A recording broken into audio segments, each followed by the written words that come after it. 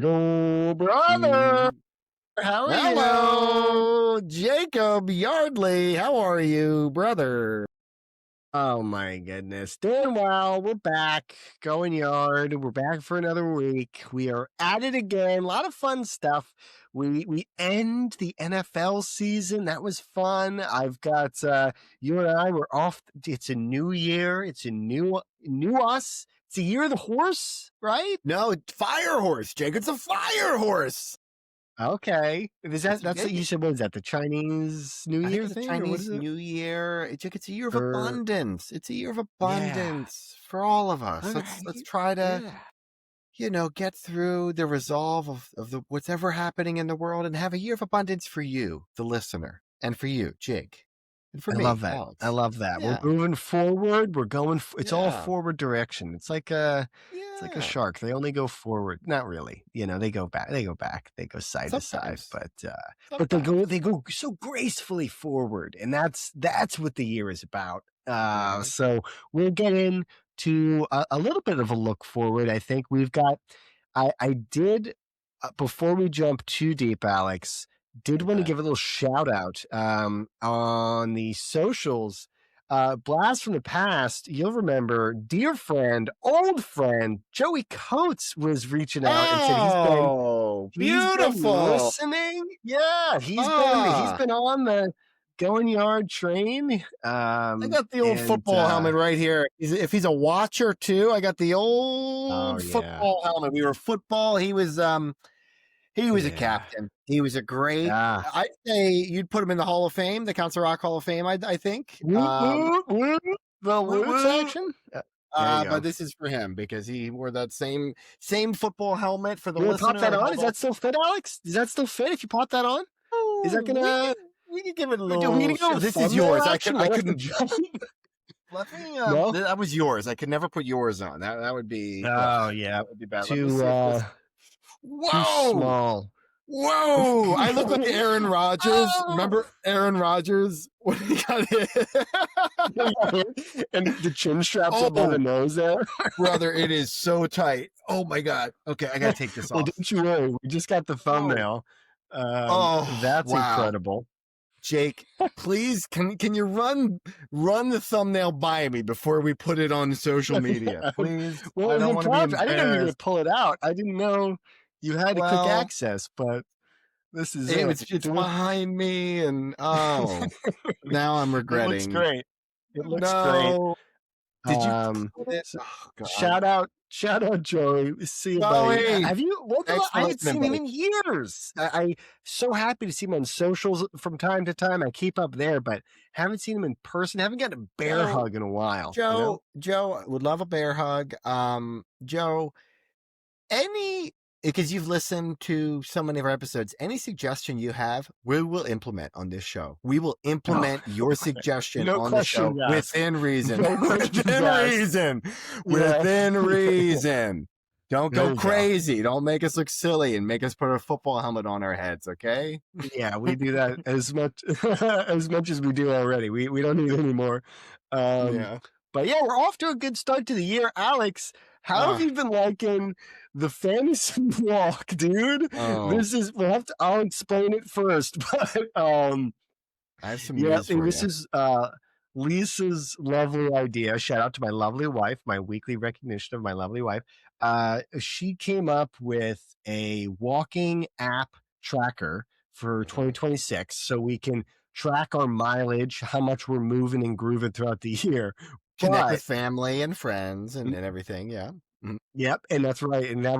And so you're able to add your friends and everything, but it's through the lens of Lord of the Rings, and it's you walking in relation to the walk from the Shire to Mordor. If you're familiar with Lord of the Rings and the trek the hobbits made, this is the trek we're doing this year is through that. How's it been? You've been driving me nuts on this thing. What? What do you mean? I don't know what you're even getting at, Jake. I have no idea. This is maybe a good time to tell you, Jake. It's New Year's. People make resolutions. People make yearly goals. And before you even sent this to me or before you even knew, one of my goals is to run an ultra marathon. I want to run.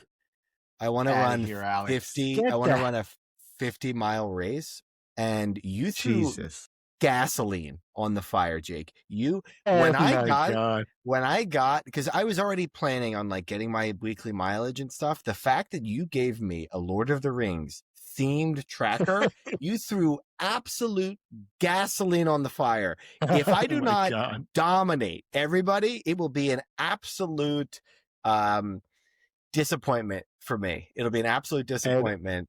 But yeah, so for the listener, I'm off to a quick start. I'll just say that I'm off to a quick start. Yeah, we're on. What is this? We're January 6th as we're recording this, and so 6 days into the new year, and Alex is 30.2 miles into the journey.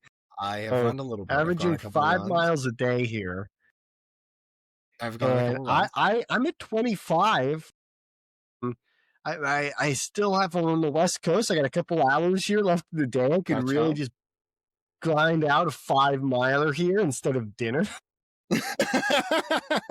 Yeah. I don't know.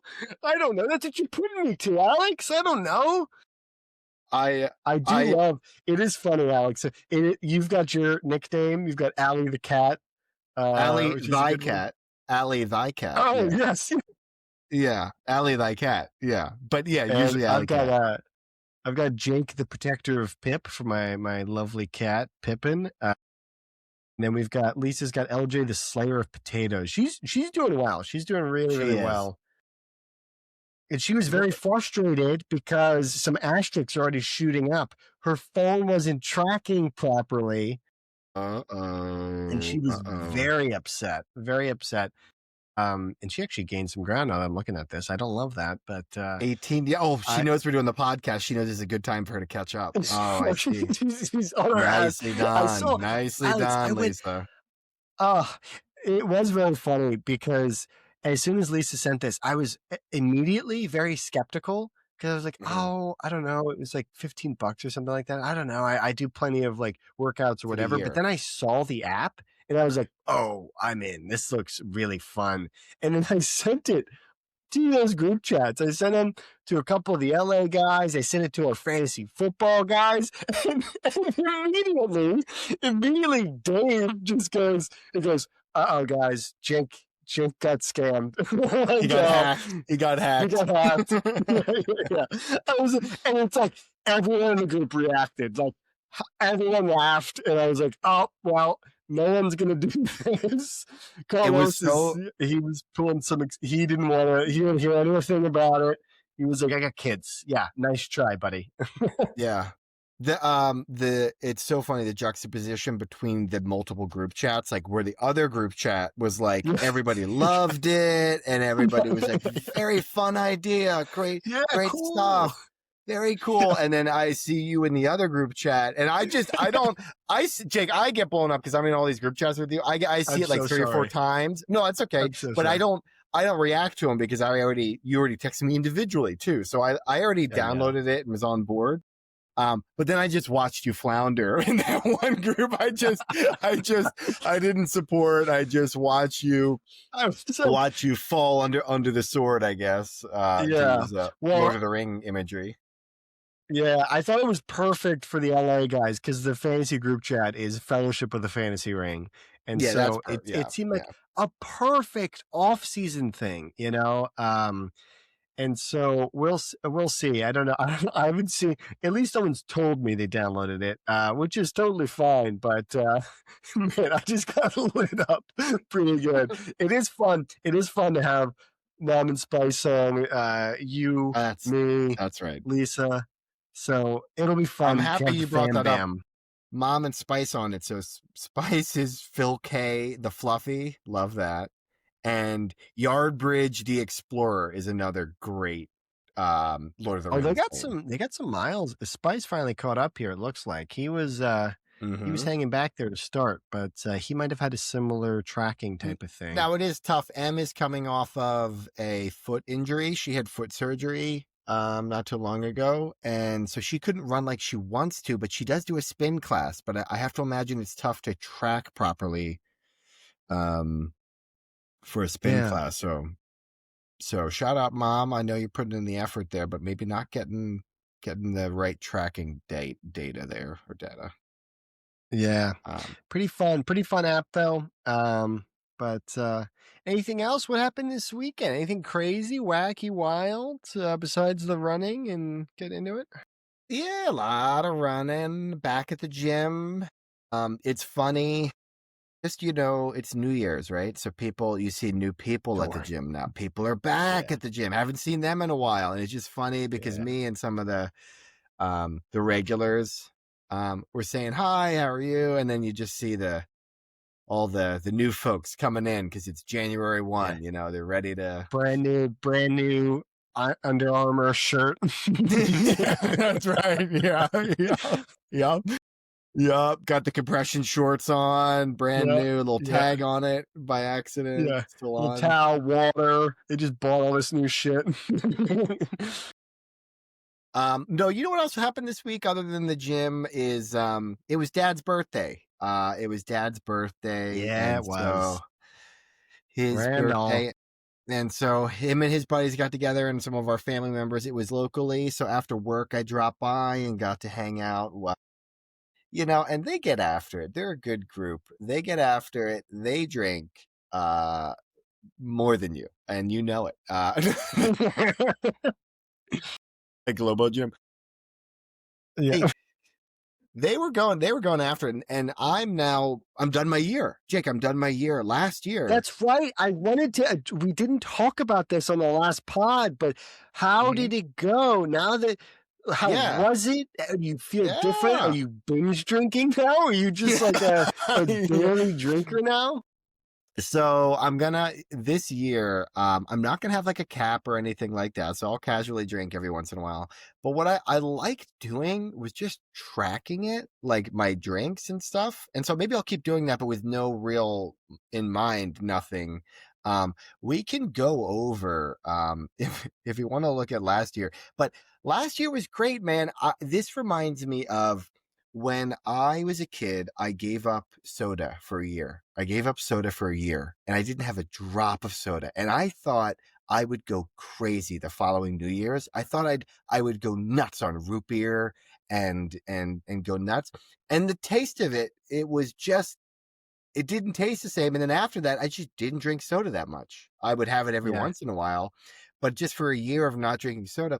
So for this year, reducing my alcohol intake to just 12 experiences, it's still, whiskey's still good, but the hangovers are much worse. The hangovers are not fun. And and so these are the 12 things I did. I did your bachelor party was the first one.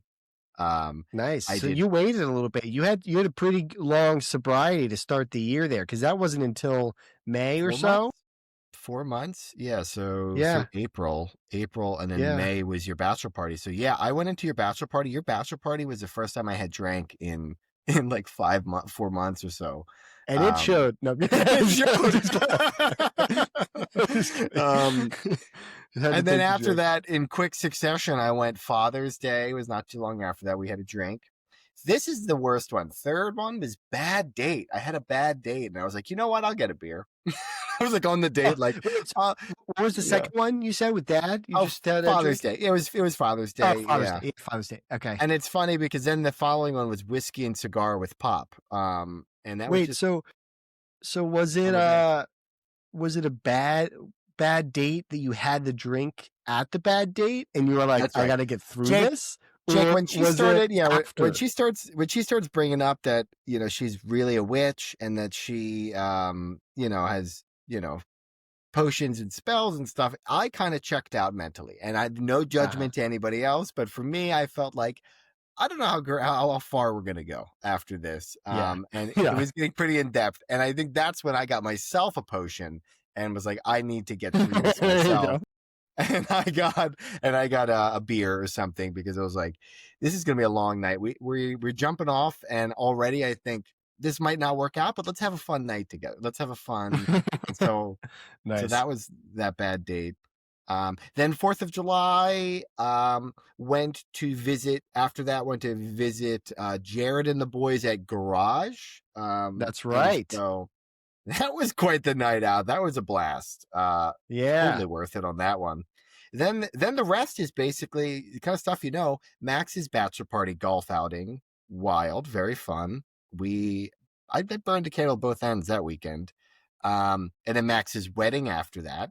Then it was your wedding weekend. I did the whole weekend of drinking there. That was the experience. That was the full experience there. Yeah. That one I really was pretty liberal about it. Parker's wedding, I maybe had a drink or two, maybe 2 or 3 drinks. You know how like you say like no more than like 1 hour or so if you want to like drive home, Yeah. Because I ended up driving home, so I probably had like a little thing of champagne, the little flutes of champagne, and maybe like a cocktail and then like a beer or something, like different. So I didn't have too much because I ended up driving home after whatever that was, 4-hour wedding or whatever. Then this is the other experience is UK and Italy trip. 2.5 That's another weeks. long. I have a glass of wine with dinner or a cocktail. It was in Italy, it was in the UK, when in Rome. And then the last one, I rounded it out December. It was our birthday. I did on our birthday. Me and Pop went out and tore it up. So that was my whole year of drinking there. And gotta say, pretty good. Yeah, I feel like I hit all the big ones. Feel good. Feel healthy about it. Honestly, it is funny when you like lay it out like that. You don't really think about it. I don't know, unless you're like either fully sober or if you're drinking all the time, you don't really think about just like the different moments and opportunities to drink. And when you should, like when there are big events and things like that, it's kind of like an interesting way to log like celebrations almost. Honestly, that's what most of them were exactly, was like celebrations. And so even just like being conscious about when I'm drinking now, even if I'm not if I don't have a number to stick to, I think it's kind of helpful. And I got a lot better sleep this year. I think my sleep was that was the big reason I wanted to do it, was my sleep was all messed up because on the weekend, like Friday would come around or Saturday, and I felt like I was recovering through like Sunday, Monday, and like Wednesday. Thursday I'd feel better, and I'm like, well, it's time to drink again on Friday. And and I did that for the previous year. So that's why this year I was like, well, maybe I'll cut that out and just do the big stuff, the big celebration stuff. Yeah. Oh, that's awesome. Yeah. That's pretty fun. I mean, that's a fun year look back. That's really cool. I feel like that's pretty sweet to kind of see. I'm trying to think, like this year, the ultra marathon's a really cool one. I've got the walk as well. I think the move will probably be another big thing for me, where just kind of occupy myself as far as goals and that type of thing. And just kind of settling in that way. So that's been kind of a bigger thing. But because of that, you know what I did with the move coming up, aiming for March, did Marie Kondo, you know her? Do you know? Is this simplifying your life or minimalism? Is that yeah. She does like the sparks joy is one of the things she says, where she's like, it's got to spark joy, all this stuff. Anyway, she has this like, there's a bunch of episodes and you can kind of hear her philosophy on everything. But basically, we started with, both Lisa and I started with our clothes and just going through. What you're supposed to do is get all of your clothes that you have and put them all in one place. So I had everything from my dresser, from my closet, every drawer I had. I just dumped them all on the floor. And you really realize how much you have when you do that. Wow. And shoes as well. So went through, I had podcasts in, I was listening to Going Yard podcast. I was listening to on Deezer. I was listening to Deezer. That's right. We are on Deezer. We did find that out. If you want to if you're listening to this on Apple or Spotify or YouTube, we are on Deezer as well. So on Deezer, so we're on Deezer, which is a big thing. So I was listening to us on Deezer, going through. It took me like 3 hours of like nonstop, just like getting and sorting stuff, folding things. I filled up, Alex, 6 trash bags of Jacob clothes. Yardley. My God. Yeah. Wow. Like there was one of them was like shoes. One of them was like, now this is what I put in the notes here. I'm so sorry, but I had to get rid of our lab coats from when we were the deal doctors on Let's Make a Deal, our game show, our TV debut. Actually, it was our second TV. Kind of our second TV debut. But yeah, if you're looking for Jake and Alex Yardley on television, look up the Siblings episode. Was that 2019 that we did that? Like right when we got to LA, right? 2020. I think it probably would have aired 2020, I guess. Siblings episode 2020. And it was Let's Make a Deal, and we were the deal doctors. So this is the coats that you just put through away. And Jake and I had an opportunity to win not one, but 2 brand new Mustangs cars. Matching with racing stripes. Jake, I blame myself. I blame myself, Alex. I wanted to rehash this. This is why I brought this up, because I apologize. I came in and they gave us a bunch of random numbers to select. And I was like, Alex, we have to do our birthday. Let's do our birthday. It's destiny. If we had just organically felt the moment and we felt it was like season, what was it? Do you remember? Like season 18 or season 12 or something like that. And the number ended up being season 12. And you and I. No, Jake. It was 13. I'll never forget. It was 13. We had chosen 12. And I remember Wayne saying afterwards, I thought you guys would have gotten it after you did 12 if you had gone chronologically to 13. And I thought, in my head, what I would guess is like the lucky number 7 or the unlucky number 13, right? You'd think those are 2 popular ones that maybe people would do, wouldn't do. But yeah, they gave us the unlucky number 13 and we didn't select that one. We chose a couple different ones, but tough to beat yourself up over that, and I don't think you should, Jake. No, I know Alex, you chose it down. I know you chose some of those. It would have been cool if we won those twin Mustangs, but God, it would have gone to our heads. Jake, it would have gone to our heads. We would have driven around LA our first year there, top of the world. Wayne Brady would have given us high fives, and what a sliding door moment. And Wayne just leans over and goes, Do you guys want to do an improv group together, the 3 of us? He goes, Could you imagine? He goes, do you want to do an improv? And he starts singing because he can sing amazing. There you go. And he jingles. You know what would be great? Him jingling the keys and go, here you go, boys, and throws the keys to Dave us. Chappelle? Is Wayne Brady going to have to slap? Is Wayne Brady going to have to slap a bitch? Yeah, exactly.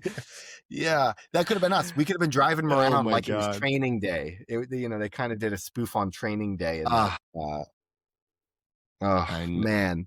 That was a real moment. Anyway, so Alex, you were cleaning up your closet and you had to throw that away, huh?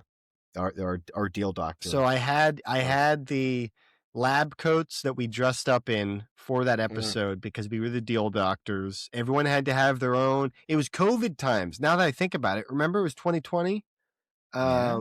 Because socially. Do you remember there was only like 10 of us in the audience, like 10 groups of us, 10 siblings. Do you remember? We were like, so separated. That's how we knew we were going to get picked.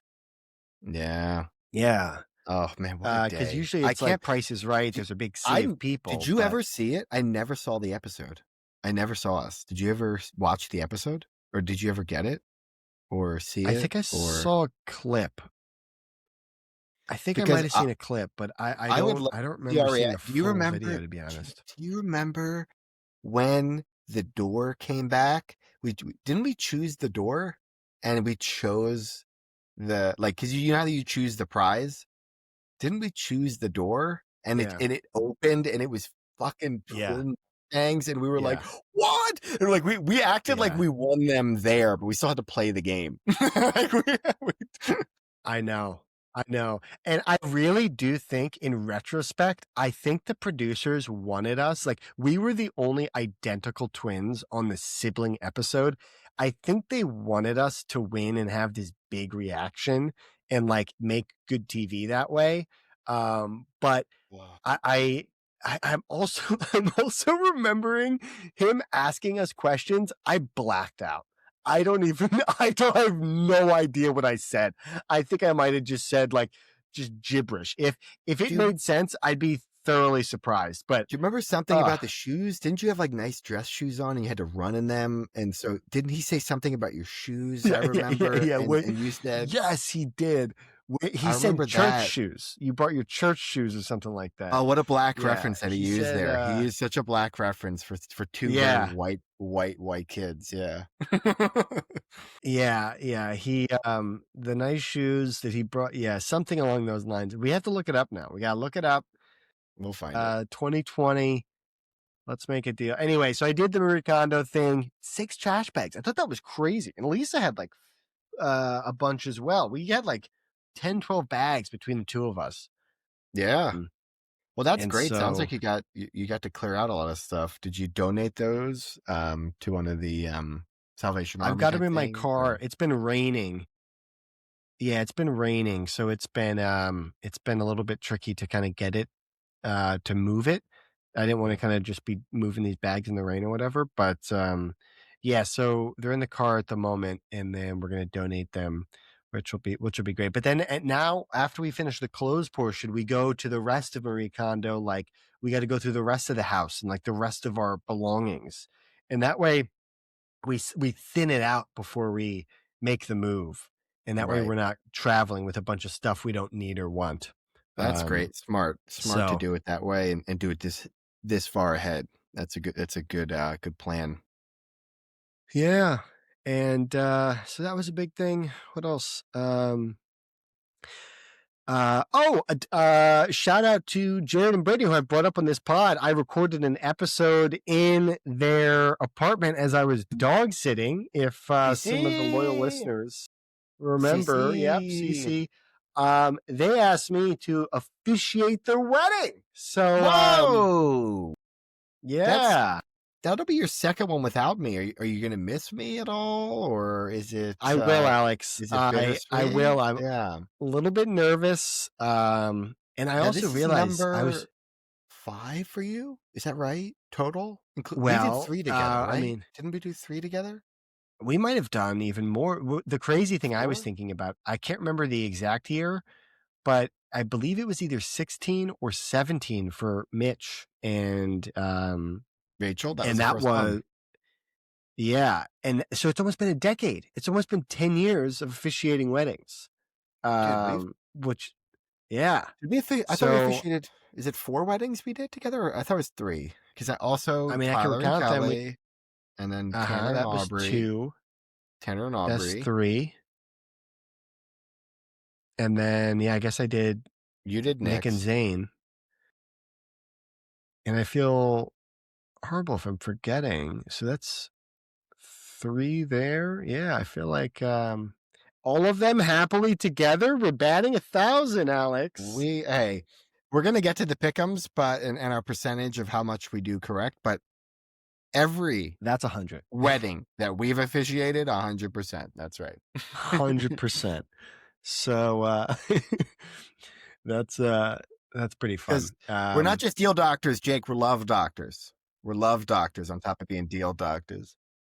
Speaking of the pickums, Alex, what do you think you got? It was out of 16. It was a weird week 18. This might have been the hardest week. I think it's the hardest week because some teams didn't care and they were tanking. Other teams, it was like a whole playoff game. That's right. What did our Eagles do, huh? I know I got that one wrong. Our poor Eagles. I know. That's played right. the bench and the bench couldn't pull it out. Tanner McKee, I guess not the savior that everybody thinks he's going to be. That's right. You know what? Out of 16, I'm going to give myself half. I think I got 8. Little 8er action. Because maybe there was one I got right that I didn't think I get right, but one I got wrong, I didn't get wrong. So maybe evens out at 8. I like that. I'm trying to think on the season. Did you ever predict how many you got right correctly? Once or twice. I remember getting excited about it. Okay. What do you think? Do you think you got it here? What did you say? What was the final? I said 8. I said 8, half of them. I think 8. And you're going to lock that in? You want to lock that in for sure? I'm going to go door number 1. I'm going to go Twin Mustangs, Mr. Wayne Brady. There you go. Door number 1. Hey, let's go! Twin Mustangs with the racing stripe. Yeah. I got 6 for the listener. You got me. It was the Jacksonville and the Rams were the ones that really pulled you ahead there. I guess there's some other differences as well, but what a week. Now, Alex, we can go. I say we talked about this before, but for the listener, I think we're going to zoom through these. It was kind of a weird week. There's 2 games you want to talk about that were like playoff games. Yeah. I think we then look at our season long on what we got, and then we're going to go into a little bit of a playoff preview and see if we can predict the playoffs. This is what Jake. This is our March Madness. This is Jake and I's March Madness. We're gonna do a pick'em bracket. It's bracketology, guys. Bracketology. This is what it's all about, baby. This is what it's all about. This is what it's been leading up to. Football at its finest. We'll zoom through this last week here, and 18. Yep. And it looks like we'll start with Carolina.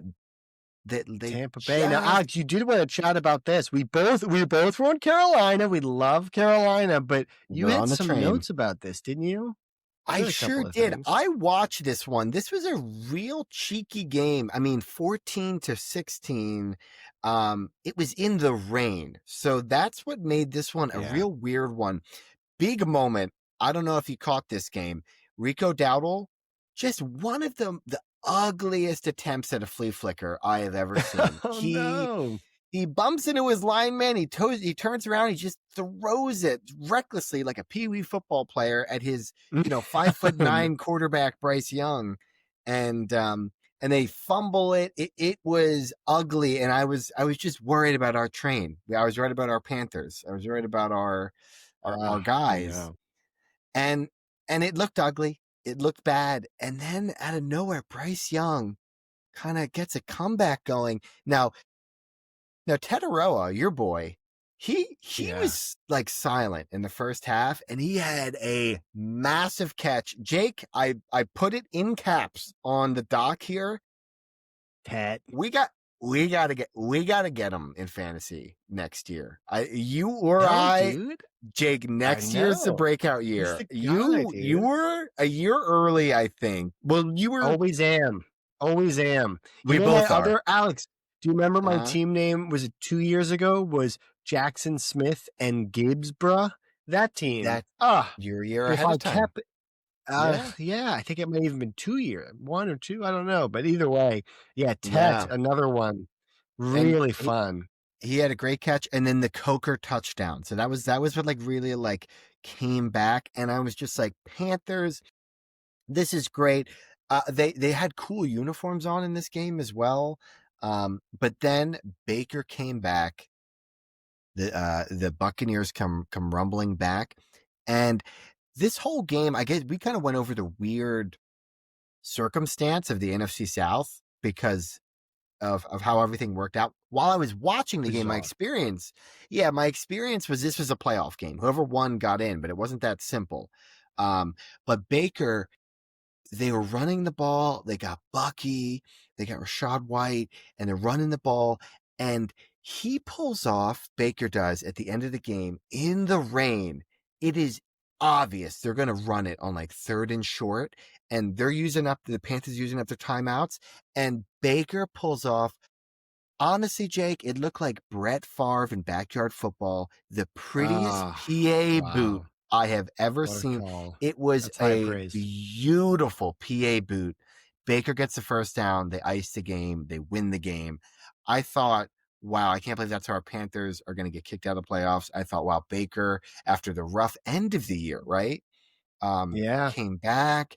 He had all this juice. And then I guess because the Falcons beat the Saints, then the Panthers end up getting into the playoffs after all that. It was a crazy. We looked it up before because we were trying to figure it out, and I still don't even know entirely how it worked out. But it basically goes from the Falcons, the Bucks, and the Panthers all are tied at 8-9. So it goes to division record, and all of them are 3-3 and tied for division. Crazy. So then it goes to like, I'm not even certain, but I'm pretty sure it was like strength of those wins, which is why the Saints and the Falcons game mattered, which is why when the Falcons won, it then pushed the Panthers into the playoffs, because I believe the strength of their wins is what I assume. But, now, we also had a working theory that it's also whoever had the shortest quarterback, and that's why you get Bryce Young, because you get Bryce Young because he's only like 5'8". He's like, and that's a you punch your ticket right there. You gotta and the Bucks thought they had a short quarterback with Baker, but they don't have Bryce Young. They don't have Bryce Young. And that's why you spend the first overall pick on him. It is quite the change, Alex, because the lowly Panthers, who you and I got on the train with, we were on the train since week 4, week 3. Ride the train. We got off on a couple stops. We got off on a couple stops, but we got back on. We got lunch. That's fine. Who doesn't do that? Back on. And on the other side, the Bucks, you got some early season Baker MVP buzz. Yeah. We got Ibuka as Rookie of the Year buzz, and now Tet might get it over him. He might get it over. It's close. We don't know. There's a lot of people in play, but man, really fun back game. And forth. That's the one game I want. There's one more game, and that'll be the last game of the year, so we can kind of breeze through the rest of this here. We can breeze through Seattle, San Fran. This actually did matter for playoff seeding, and then the Eagles end up drawing San Francisco here after a loss. Seattle punches the 1 seed, which is pretty exciting. The Cleveland-Cincy game, I mean, Myles Garrett gets the sack record. That's kind of fun. Cool. A little bit of history. Pretty cool. We were on this pretty early, and honestly, I thought he was going to get it a little bit earlier. The pace he was out to start the year, he was really churning it.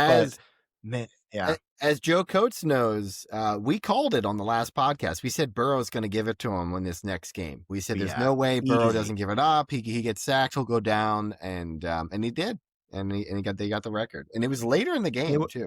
Yeah. Well, it was kind of crazy because when that type of thing happens and they're chasing a record, the other team knows it and they try and prevent it. The week before, the Steelers lost the game, basically trying to prevent Myles from getting a sack. So it was quite an interesting thing. It would have been wild if Aaron Rodgers let up the sack record after Brett Favre did. Would have been weird. Would have been very weird, very cool. I think Aaron knew that and tried desperately for it not to happen, which is why that last week ended the way it did. Yeah. But great for Myles Garrett. That's a great record. That's fun awesome. Narrative. The next game, Houston over Indy. This ends. Now, I did get this one just because they covered. They covered the spread there. So I thought I was really, going pretty well with that win there. But Indy, what a sad season. I mean, brutal. I guess we could kind of do some send-offs here because this is the last time we'll see some of these teams. But Indy, they start out the year 7-1. Looks like they've got Coach of the Year. Looks like they've got Offensive Player of the Year. Probably Daniel Jones Comeback Player of the Year. They probably they have maybe even like the GM of the owner was Jonathan Taylor, probably, like you said, maybe offensive offensive player for him, or even, a rushing record. It seemed like it was all with that stock was clip. high. And even Tyler Warren, rookie of the year, he was really in play there. And then they traded for Sauce Gardner and they collapsed. Daniel Jones got hurt. Just a shame. Phillip Rivers, the injury. It turned into Phillip just kind of coming in there. It was. Houston looks great though. Houston looks really good. The fact that the offense is putting up 38 is very good for them. Their defense is what they leaned on all year. Incredible defense. If their offense can block for CJ Stroud, they're a serious Super Bowl contender, in my opinion. If they can block, I feel like the offensive line is the biggest question. So good for DeMeco Ryans. Love Mufasa. Gotta love. Remember, he's Mufasa. Doesn't this feel like JJ Watt, Clowney, and then you've got like a young Deshaun Watson and like Hopkins. And now it's Stroud and Nico Collins. You've got Danielle Hunter, Will Anderson. I feel like that Deshaun Watson trade, they finally are seeing the fruits of all of that they got out of that trade. All the picks, the draft or the cap space, all of it really panned out. Man, that was a horrible trade. Wasn't that a horrible trade for the Browns? Just feel bad. One of the worst. Yeah, I mean, Cleveland is, again, one of the competing for top 5 draft pick, and then Houston looks like a juggernaut, which is kind of wild. And then we've got the Giants, who are just, there's been a lot of stats rolling around. I don't know if you saw any of these, but I think the Giants in the last like 4 or 5 years have like half of their wins in games where they were already eliminated. So horrible. Just something to drive the fan base just truly mad. Bad shit. Just bad shit. Yeah. I will say this year, apart from others, like it's only troublesome because of the history, but in this particular season, like you get some good momentum with Dart and the defense, and then I don't think it's a particularly top-heavy draft. It's not like a draft where you need the number 1 pick. It would be great to trade out of the number 1 pick and get some extra draft capital, but as far as getting the guy, there is something to be said about like getting some momentum moving forward and like having some of that for the young guys or whatever. I think it's a great point. Shout out, unfortunately, to our Giants friends that are fans of the Giants. I mean, or our Giants fans friends. They seem, like you said, they seem to lose when you want them to win and win when you want them to lose. And it's got to be a tough team to root for. Garbo was sending across the Dart season highlights, which was great. That is there is room for optimism. They do have a good front seven and a couple pieces. There is like this year more than most. You made a great point. The momentum, I think, does work because they do have the quarterback. They do have a quarterback. They've got Anakin Skywalker, and so I think that's exciting.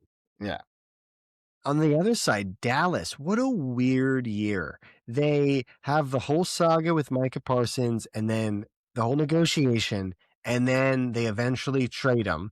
They get all these draft picks. Everyone goes, oh, they're punting. They also, even before that, they had Pickens. They get George Pickens, and you're like, whoa, this team's going to be really good. Then they punt and get rid of Parsons, and then halfway through the year, they use some of those draft picks and their own pick to go get Quinn Williams and fill that void. It was very interesting. They drafted an edge rusher in last draft. He can kind of come in under the radar. He got to play and develop while I can't pronounce his name. It's but he is pretty solid player. I don't want to. I feel bad just kind of shitting on not knowing his name, but he's pretty solid. You got Quinn Williams. I don't know. It seems like an okay move, like in theory, but just the process is so bad. Like, I like the idea is okay, but like the way they did it was terrible. It just like it's not winning. It's not winning you games. I think they what he tried to do is, which he loves to do, is get extra media attention and extra marketing for the team, doing the big contract negotiation right before, in the part of the year when nobody's talking about the NFL. He gets people talking about the NFL. And so that's part of it, but it hurts the whole team chemistry, because then you got to onboard a guy as the season's already started. And it seems like they were kind of chasing ghosts, because it seems like they were trying to get the front all figured out to handle the Eagles 2 times a year with the tush push and all the running from the previous year. And now the Eagles aren't even quite that good at that anymore. And now, it seems like having Quentin Williams and Kenny Clark is like, he wants to stop the run. It seems like he's chasing shadows almost, in a way. He's kind of chasing last year's formula, I guess. And so in practice and everything, it seems it's weird. I think if they just kept Micah and just had Pickens, I think they would have had a great year. I think they would have had a good. I'm curious if they end up, because now Pickens is in a contract year. He's going to have a whole off season now of drama. So he was, and also, by the way, he finished like top 5 in fantasy points. Really great year.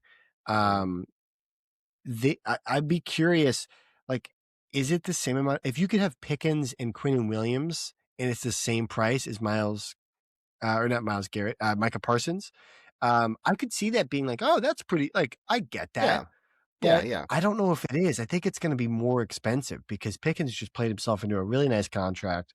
We'll see. We'll see how it plays out. But anyway, next one, Minnesota, Green Bay.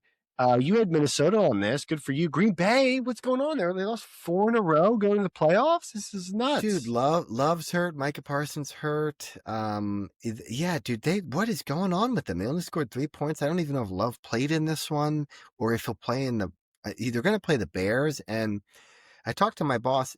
My boss and the Bears fans in general are still so shell-shocked from a decade of the Packers dominating the Bears. They're still scared of this Green Bay team, even though, like you said, we'll talk more on the preview as well. I'm excited to dig in, and we can really dig into like the prospect, because you brought it up a couple good points already where they lost Kenny Clark. So surprisingly, that could be a bigger move because some of the injuries they had, they're already thin there, and then Parsons gets hurt. So it does make the trade look a little bit better for Dallas if they could, had a crystal ball and they made that trade. But I don't know. We'll get into that.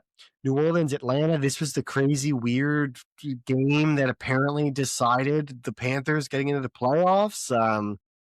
I think it was close, and Shuck is having a good year, and Kellen Moore kind of wrapped up the year. Alex, let's not forget here, Bijan, great fantasy year, but Kyle Pitts, tight end number 2 on the season after his record-breaking year.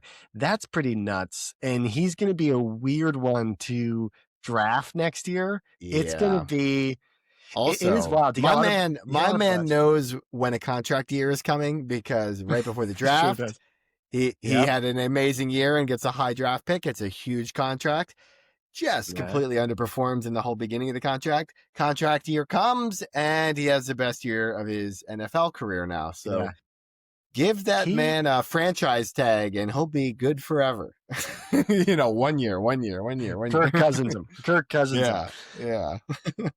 He's crazy though, because he's been in the league like you said, he played out his rookie contract like 4 years already. He's only like 24.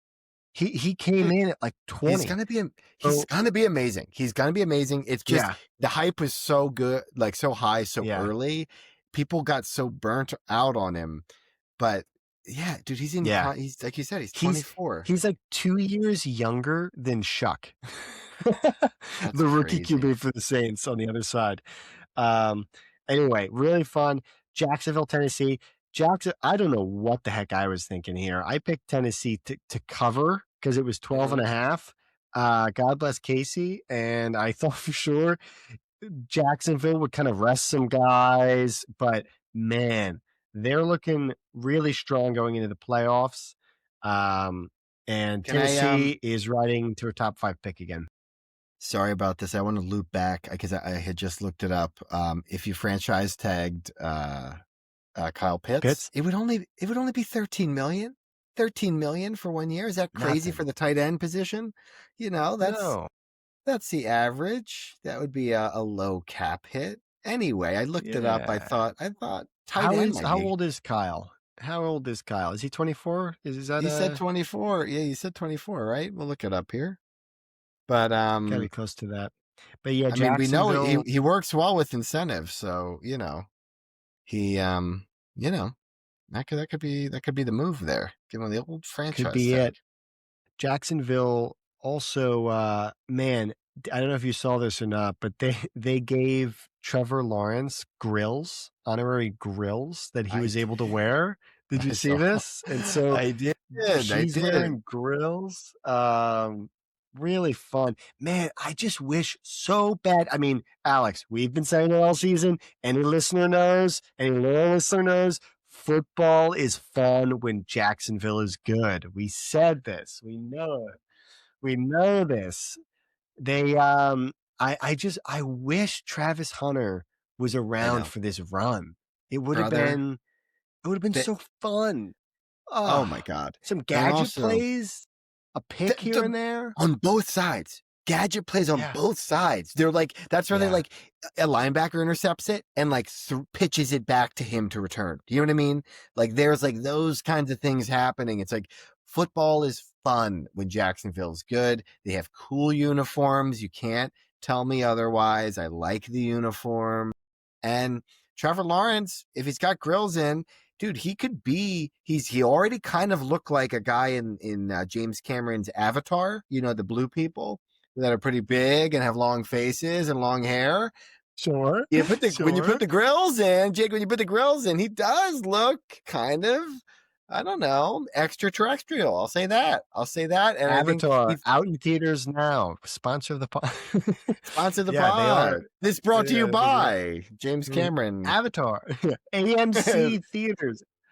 Catch it now. Did you catch the Kyle Pitts age or no? Did we not get it?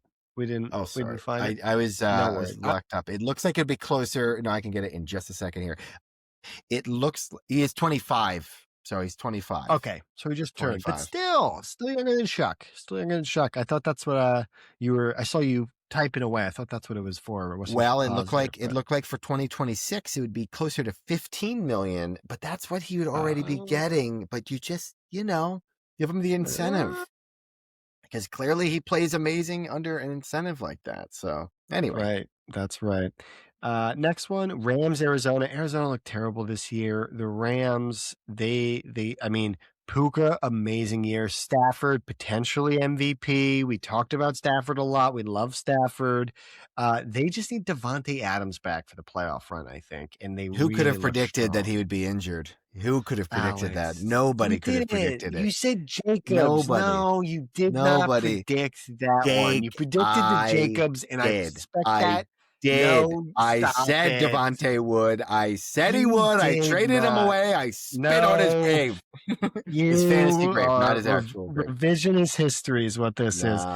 You go back. Joe Coates knows. Joe Coates knows. He listened to the pods. He knows. You guys go back and listen to episode 12. I think it's 12. Yeah. I just threw a random number out. Don't tell them. No idea, do you? I have no idea. You have to listen to them all. You have to listen to them all to try to see which one I said it. Chargers, Denver. We both had Chargers to cover. It was 12.5 line. They didn't cover it. I mean, Denver's the better team. I just feel like I thought for sure they'd get something going. Denver just looks like they're in full force. Did you watch much of this or no? No, but my rationale here was last week Denver game was very close and like to a bad team. And, it's a divisional game. I thought it'd be a close game. I still thought Denver would win, but 12.5. How did the Chargers only get, 3 points? That was surprising to me. And, dude, Denver looks like a real juggernaut this year. Apparently Sean Payton's a pretty good coach. It appears. And they still are dealing with Russell Wilson dead cap money, so they have some room to I wiggle forgot. going forward. Wow, great Yeah, point. so they're still they'll have some room to wiggle, although they do have to play Bo Nix, so we'll see. I'll probably go to that. But KC Vegas, I mean, this is gross. It was Olakun, I think we talked about. I think Genti had a big touchdown, and then, dude, the Chiefs have like a top 10 draft pick now. They're probably relieved. Like as soon as Mahomes go down, they're just like, let's lose out finally. Yep. It's the opposite of it's the opposite of the Giants, where they know when to lose and when to win. The Chiefs do, right? Right. They know exactly when to turn it off and shut it down. Everybody gets healthy for next year. We've been doing playoff runs for a decade now. Let's get an off season, an early off season here. Yeah. Washington, Philly. Speaking of some rest, not a lot of starters on both sides of the ball. I think Washington had a couple more. I saw Bobby Wagner still doing his thing. He got picked up by Tank Bigsby. Did we like that? That was kind of fun. Loved it. He got a face mask through that big old tackle block right there. I'll say this. I think they were trying to show off Tanner McKee too much. I think, why didn't we see more of Tank Bigsby? Let's run the ball. Let's win the game. I felt like it was like, hey, Tanner, go out there and sling it. And it didn't go how we thought it would. Yeah. I mean, a lot of backups. A lot of backups. Yeah. We'll go to his defense on that, where he had Devontae Smith for, I think, like a series, just so he could get 1,000 yards. Yeah. He had an amazing catch. Big catch. Yeah. It was one big catch. He got 1,000 yards, and then the first quarter ended. It was pretty poetic. He played one quarter, got his 1,000 yards, and then got out. But then after that, dude, it's Darius Cooper. It's Covey. Covey was playing wide receiver. Yeah. Who was not even on like the practice squad there a little bit earlier in the season. So he comes back. He's playing meaningful time. Cooper, I was really hoping to catch more of, like some more highlights. I was excited for him. And then also Dotson, dude. Dotson's he's a first round draft pick. He's had a big play in the Super Bowl. He's got a lot of time with the starters and the backups. And I feel like this is a moment for him, and he didn't really rise to it, unfortunately. Kind of a Calcaterra got injured. Did you see the hip drop tackle? That wasn't a hip drop tackle. Did you see that? That was a bit of a bummer. That one is something where if they like doing the 2 tight end sets in the playoffs, it's going to be a little bit hampered now with either an injured Calcaterra or a backup in Granderson, I believe. I'm calling it now. If he can't play, you're going to see Fred Johnson, the tackle, playing sixth lineman, basically like that tight end spot. So that'll be the 2 tight end spot is him, I think. Yeah. Yep. I think they were doing that quite a bit, and they were really liking it. And then Lane got hurt, and so they couldn't do it anymore. I think you're right. I think we will see that, especially if Calcaterra is down. Next, New England, Miami. This one, again, I just tried to play the spread and got burned. I thought it was like a rest your starters kind of deal. They're a juggernaut, Jake. I know, but it's such a weird end of the season. You're right. You're right. Stevenson had a great game. Henderson had a good game. The defense was really good. Do you think Mike McDaniel keeps his job? You think he did enough? No, I don't think so. He did get through Axe Day, which a lot of coaches have been fired already. I'll say like 4 or 5, I think. Black Monday? Something. Yeah, whatever it's called. Yeah, whichever, because the season wrapped up, and so they were eligible to get fired, or it makes sense for the coaches to do, or the GMs, or the owners to do it, I guess. But I don't know. I don't know if he makes it through. He already made it through this, so that's kind of a good sign, I guess, because I would have thought he'd get fired right away. But he's still the coach. And then we move on. We got Buffalo Jets. I mean, this was just, you had Josh Allen came in for one play. It was Mitch Trubisky, and it was just the Jets being the Jets. No big deal here. And then we go to Detroit, Chicago. This was huge because Detroit wins. The Eagles had a shot at changing the seeding a bit. We'll talk about more with the playoff seeding when we get there for the preview, but that game had some juice, and Detroit ends on a high note. Chicago going in the playoffs with a little bit of a hit. Yeah, a bit of a hit going in. And then finally, Alex, you had some notes about this game. Baltimore, Pittsburgh, playoff game, pretty much. I watched this one. This was the last game of the NFL regular season. It was really compelling because it was a rivalry game, one of the most storied rivalries of the NFL. It's old man Rodgers and Tomlin and Lamar's back and Derrick Henry's coming MVP, off running for like 200 yards last game or whatever it was, and winning you your championship in fantasy and the listener, not you, Jake. But just in general, the team, they looking like they were going to do pretty well. I apologize. Necessary, Alex. It felt bad. I tried to breeze through it. It took me a second. I was like, oh, that was a jab. It was. I'm sorry. I know he killed you in that one. Good. Yeah. But I was going to make a comment, but I know you were going. So go ahead.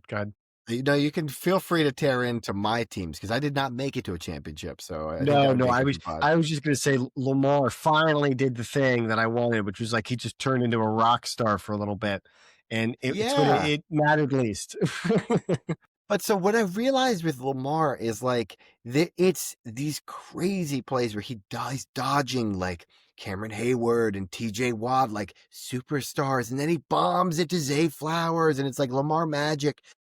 But then you look at the clock and it's like, you had 2 minutes to kill and then just like kick a game winner.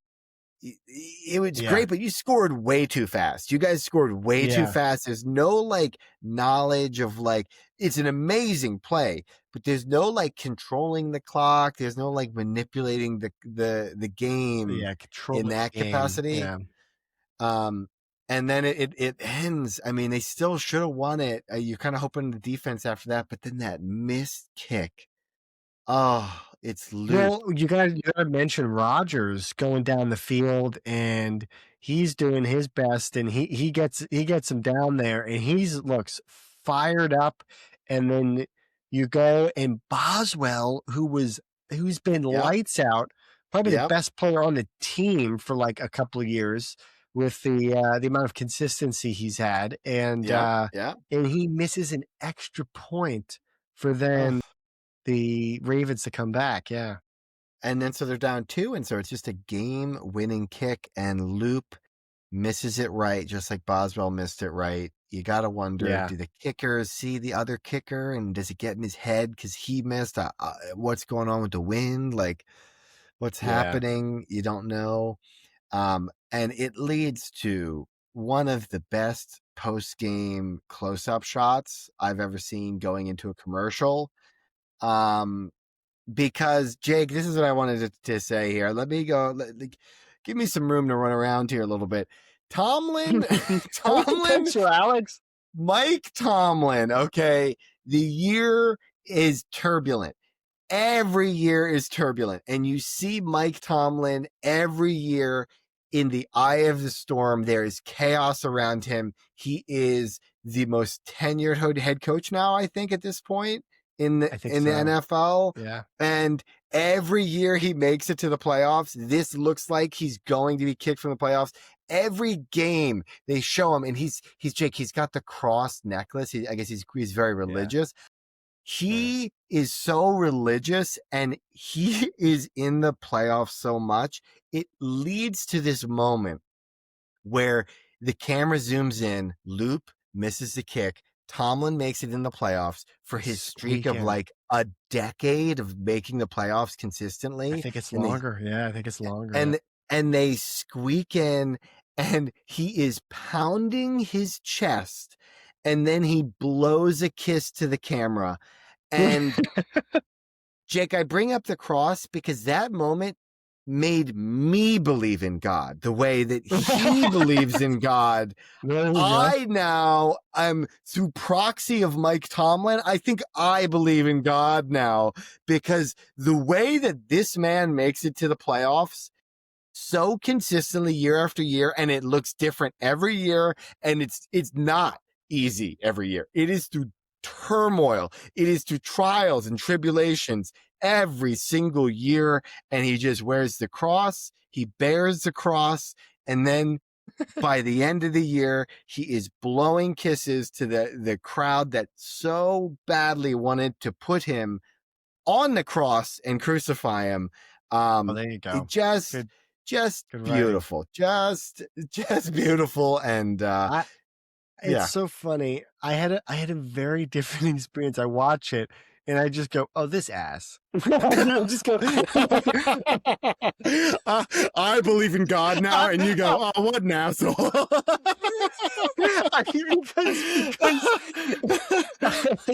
I watched it, and his team the whole year has been criticized, and it's like, well, he should be fired. He should be fired. Yeah, every game. The other team goes down for Lamar did drive them at the very end, get a 40-yard field goal. The broadcast sets it up, and Tirico goes, "This kicker, as soon as they lost Tucker, they scoured the country. They tried to figure out who was the best kicker in the country, and they found Loop. Loop is the guy, and Loop is this guy. The reason they picked him was because he was cool under pressure." He just goes out there and misses a 44-yarder, which I have to imagine the NFL average is well above 85%, probably closer to 90 on like a somewhere in that neighborhood, and he misses it. And as soon as he misses, you're thinking, man, the Steelers got really lucky. And as I'm thinking that, he starts beating his chest and blowing kisses. And I go, what an ass. I was enthralled. So I was enthralled. Yeah. I don't know if they had a sound. Entertaining. That was it, because Chris Collinsworth is on the call, and I think there was a sound, and Trico there, and I guess there was a sound problem, but all I heard after that missed kiss, because it was a home game for the Steelers, was the crowd. And it sounded like Collinsworth was trying to talk, but you couldn't hear it. All you heard was the crowd sound. So I got really into that moment, and then for it to pan over or to cut to, like, kind of in slow-mo, Tomlin just beating his chest in the camera, blowing the kiss, and then they go to commercial.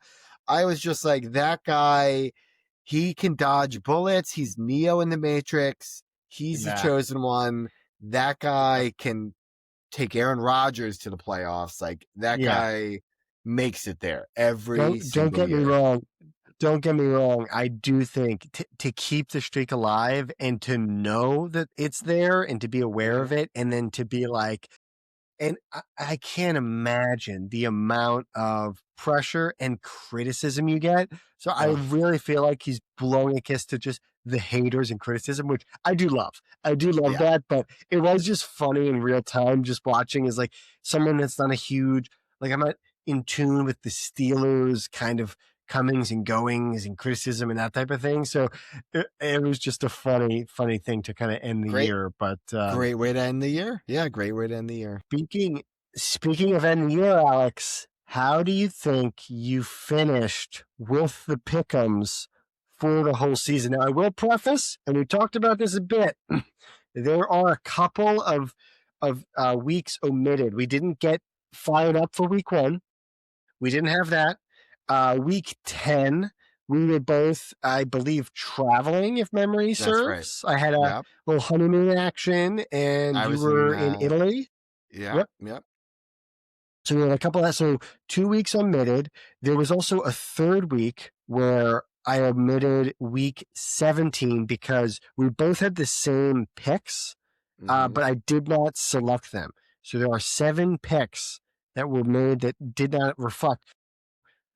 I will preface all that to say we omitted weeks that we didn't get a chance to enter it in. And so we only have the accurate weeks. So we still have 15 weeks out of the 18. Mm-hmm. What do you think you got percentage-wise? It's tough to get all the wins, but percentage-wise, how right do you think you were? This is more hopeful. I hope I got over 50%, right? A little over 50%. So I'm going to guess like 51 or 52% would be awesome. I would be so excited. So this is more wishful thinking, but that's my guess as well. And now, do you think you won or do you think I won? I think I might have snuck by at the end. But I think we were very close. Every week felt like we were like really close. You had one week where you beat me by like 3 or 4 at the end, maybe like week 16 or something. So maybe you beat me. So, but I think we it's pull really it up. 115 out of, and you were 50%, 50.88%. You beat me. I was at 110, correct? Oh. No. I am. You won. Congratulations to the Pickums, the inaugural Pickums. Yes. You won in the season. And honestly, Alex, I mean, if this is telling me anything, a good gambler is like gets 50%. So if we had bet on all these games, you would have made some money. Just, I mean, I don't know. Maybe we bankroll something. No. Well, maybe as a listener, you guys should maybe encourage your gambling friends to listen to this, just because they can make money. Because they can make money listening to us. That's right. You're right there to the friends. You're basically, if you round up, that's 49%. That's 49%. I was looking back, Alex, and there were a few. Do you remember I was late to the gun on some of the Monday night games, some of the Thursday games? You got sloppy, dude. I was sloppy. I was very sloppy during Thanksgiving. I missed a couple games. And it ended up being the difference. Those games added up to, I think, the difference there. That really, I think, dude, really swung the tide. 50% is good. And if you're adding some of those to yours, I think we're both around 50%. So that feels pretty good. Like it's a coin flip every time we guess. That's pretty good. I don't know. Yeah, I mean, and that's against the spread. Like, imagine if we weren't going against the spread. I think we would have really done well. A straight up pick 'em. Yeah, straight up pick 'em. But this is going against the spread at 50% seems, I don't really gamble, so but it seems good to me. I think that's good. Should I ask ChatGPT if that's good? Should I ask it, do you think? Or do you think we should go into I think you can give it a quick ask. A good number. Oh, hopefully, bet against the spread here. Drop the S there, though. Oh, whoops, sorry. I tell you, this keyboard, it's a wireless keyboard. I think did you get it? I think you got it. Oh, nope. It looks like the math kills people. Standard odds. You actually, to break even, you want to be hitting 52.38. Oh, so we're barely surviving range. Oh, no. 55 is legitimately strong. 58 to 60. I mean, Alex, I feel like you and I were just firing at the hip. If we put some actual effort and energy in, we could get to that 55. That was just us messing around. Can we bookmark this episode and this moment in the episode for when we began to lose the rest of our life savings?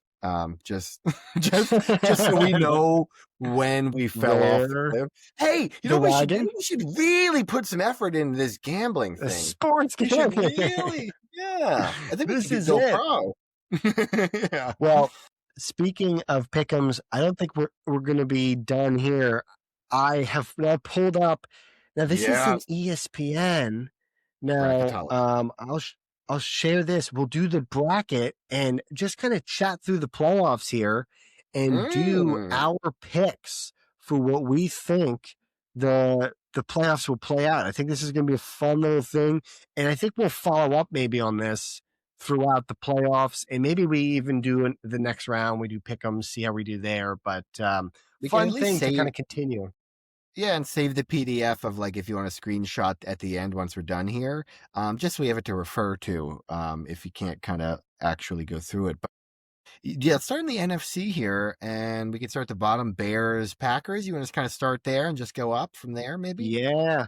Now, this is going to be pretty fun. It gives us a little preview, which is pretty awesome. It looks like the matchup is actually predicting Green Bay. Isn't that I don't kind of wild? know. Because you've I don't got the know. Bears. It's going to be at Soldier Field, and yeah, Green Bay's favored by -1.5, which is I don't like nuts. that at all. I I don't. feel If I wow. Yeah, because Micah's out, but Jordan Love is playing. Micah Yeah. Parsons is out. I think it's just the coaching and the pedigree is what they're really giving this to. But I mean, I really like Ben Johnson. I like Caleb Williams. I like the story. Um, their defense is like kind of like really frisky. They just get turnovers. Yeah. So there might be something interesting there, but I will say I thought Green Bay was going to be like a real powerhouse. I think the Micah Parsons thing really dampened that for me. And then obviously they went on that huge losing streak of 4 games. Yeah. So um before that though, I thought they were like really, really strong. They were getting receivers back. Jordan Yep. Love was kind of coming into his own. Um, I don't know. This could be a coin flip, but I don't know, the psychological thing of like the Packers just always having it might play an edge as well. Mm-hmm. Um, I what are your I thoughts? What are you thinking? I'm with you with the psychological thing. I feel like Bears fans at home, if they are down by any amount, are just going to be like, this again, and they're just going to give up on Yeah. their team. I feel like, but I'll tell you what, I think just the Bears team is better, and the offense, and I think with Ben Johnson, I would select the Bears here for choosing a winner. They're at Yeah. home. And I feel like they can run the ball pretty well against an injured Green Bay front seven. And so in in the Windy City, I feel like you're gonna want to run the ball. I went to that Black Friday game against the Eagles and I watched them run for about 300 yards almost. Oh, Um, yeah, that's right. Maybe that's burning in my head. But I feel like they can do that, and Caleb doesn't have to win the game for them, but at least just manage a winning game for them. Um, Yeah. and so that's how I see it going. I don't know. What do you think? Yeah. And it looks like, I mean, they played each other back to back. It looks like they split the series, it looks like. Mm-hmm. Um, and that was the It was OT win for the Bears. crazy, Um, dude. That was yeah. nuts game. Yeah. Yeah, which is that's another crazy one. It looks like I completely forgot CJ Gardner-Johnson was on their team, questionable. DJ Moore, Romadunze, both questionable. And then on Packers side, Bullard and the wide receiver, Wicks, and then it looks like Zach Tom. All these are questionable. I love that. With the playoffs, everyone's like, I don't know. Who knows? Just like I trying to not give your opponent much. I feel like they're all going to strap it up. They might be limited, but I feel like when you're in the playoffs, that's when Yeah. players just go, it doesn't matter. I can do a whole off Yeah. season of rehab if necessary. Yeah. Yeah. Are you leaning anyway? What do you think? Bears. I'm on Bears. I'm on the Bears. Yeah, I was gonna say I want to do the Bears. But you don't But I believe. also no, but I also think the Oh. Bears. Oh, It's okay. taken me a lot to get there. Mm-hmm. But I do believe in the Bears. The fact that they're underdogs at home, I like that Yeah. a little bit. Yeah. And I really believe in Ben Johnson. I think he's Mm-hmm. really good. I think he Mm-hmm. knows his Packers team. And I think them losing Micah Parsons and also Kenny Clark by just proxy of the trade, I think is going to be a lot missing. And I think the Bears can run on them. Yeah, It will be close. I think it'll be a great game. I think it'll be really good. me too. So that's pretty fun. Eagles 49ers here, Alex. Do Birds. we save this for last or do we Birds by a million? Now, here's Birds. the preview via Oh, they ESPN. got the It looks birds like too. I bet yeah, it looks like what the -3. Seahawks just did holding them to 3. I think Fangio will take some of those things. He'll incorporate some other stuff.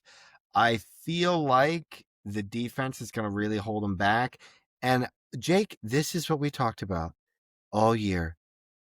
Are the Eagles saving it for the playoffs? Is the offense, have they been dumbed down for the regular season and try to limit injuries? And is this where they actually take the straitjacket off of Jalen Hurts, like he said in previous interviews after the playoffs started last year? Is this going to be when they look amazing on offense and people are like, there they are, there they are? That's my hope, and that's why I think they win 40-0. I love it. I love it. I do think, I mean, the other thing that's big here, I think Lane Johnson comes back. I think that's huge. I think that's so big. Yes. I think with a couple of these other guys, I'm curious to see if Epps comes back. The safety room is a little bit, it was pretty brutal watching Ringo and Bennett. Ja'Cory Bennett, even Mac McWilliams looked bad. Mac McWilliams was in there. Yeah. Now, the big thing I should say is this 49ers team not having Werner, if you go down to the IR, and Bosa, the fact that those two aren't playing is a massive reason why I say this as well, because the defense hasn't looked good. Saleh has been holding it together, but the offense has been holding San Francisco and keeping them afloat. And really been leading the team. And I just think they're going against a great defense like they saw in Seattle. And so if they get stifled, I think the team will look much worse than they have pretty much the whole year, like they did in Seattle. Yeah. They also, their linebackers are, I mean, obviously Fred Warner, but even some of their backups. That was a big story here is their linebackers, they're so thin. If Patullo can't figure out how to exploit such an injured group, it will be really, really damning more than eggs in what they're able to do. House. Yeah, more than eggs will fly at that house. Sure. I did want to bring this up because this always happens for San Francisco and the Eagles matchup that I like to just kind of document as far as like longer term fans and just watching narratives and stuff like that. The legacy watch for both Trent Williams and Lane Johnson. They were both in the NFC East when Trent Williams was with the Commanders earlier in his career. And Trent Williams is usually regarded as like the best tackle in the game. And Lane has been doing it similar amount of time, almost the exact same career, but has the Super Bowls. So there's this kind of comparison I always like to look at between the two of them of like who's having the better career, what's kind of going on. And I think Trent always gets the nod for like best, player for what he does. But I do think it's partially because of the scheme he's in with Shanahan and like the situations he's put in. And I think Lane is equally talented, obviously biased, but pretty fun to look at. Last thing I will say about this is, speaking of legacy and stuff like that, do you remember how chippy these games were even like 2 or 3 years ago when they emasculated the Eagles and came into the town and stole our hearts out, and then they went to the Super Bowl because the year prior we had done that to them, and we had we knocked out Purdy. We knocked out Purdy and we dominated them. And I think, is that when we won the Super Bowl that year, I think? Or no, we lost. They lost in that Super Bowl, I think. Yeah, we lost in that Super Bowl. That's right. Right. But that was, there's turning into a very nice rivalry. Yeah, a couple back-to-back, like, really, because there's those fights that broke out, I remember. And we started with Trent Williams. I don't know if you remember that episode. It was Trent Williams. So that's what I think about when you talk about legacy and Trent Williams. You triggered that memory of like in the link, they start a fight, and then before the game, and then during the game, and they kind of punked us in Philly, and then they went to the Super Bowl and lost. But it is interesting though, because there's no Dre Greenlaw, there's no Bosa, there's no Warner, there's no Ufunga. Like some of those guys that were there. Did you say Dre Greenlaw? You said that one? Yep, that was the first one. Yep. Shazir, the linebacker, he was another one that was really like vocal and like he was a very strong player for them. He's in Houston now. Yep. Yeah, they're in a process of like, I'm just so impressed that they're 12-5, because it feels like a year where they were turning over the defense. They were just leaning on Bosa and Warner, and then they both got hurt. And then it's like, oh, never mind. I guess we're going to have to really revamp this defensive turnover. Salah came back, and I think he's some good juice. The thing we're not talking about is their offense is very good. Brady looks awesome. McCaffrey was like, he led their team in rushing and receiving, almost 1,000 and 1,000. Which is pretty wild. He'll get some yards in this game, but I do think the Eagles have the linebackers that match up with running backs pretty well. Now, it's not Christian McCaffrey necessarily, but Nakobe Dean, or if you look at Jahad Campbell, I think can at least slow him down or reduce his effectiveness. So they're not huge plays, but they're still big. Like, he's still going to gash him. I'm not going to say they're not going to stop McCaffrey, but I think they could slow him down. Is my thought. They're a roster built to do that more than a lot of teams, I think. Yeah, and there is some fun stuff with Shanahan and Fangio going back and forth, and so I do think the style of defense that we have is perfect for the type of offense they like to run, and the fact that both coaches will adjust on the fly and make changes. So I'm really excited for that matchup. That'll be really fun. And then I really feel like on the other side, our offense has just no excuses. They have all the talent and their defense does not. As far as talent's concerned, they just have to line it up, and that side should really win the game. And I really hope they put together a game plan where they run the ball and can control it. And then our defense is rested. And then if they can get one or two stops, just make it so that their offense has to be perfect.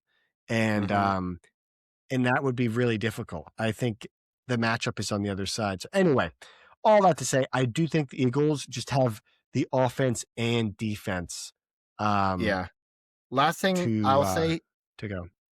Last thing I'll say is I said 40-0 jokingly. I do think it's going to be a close game, but like realistically, I think it'll be Eagles probably around like 27 to like maybe 49ers 18 or something like that is going to be my guess. I like that.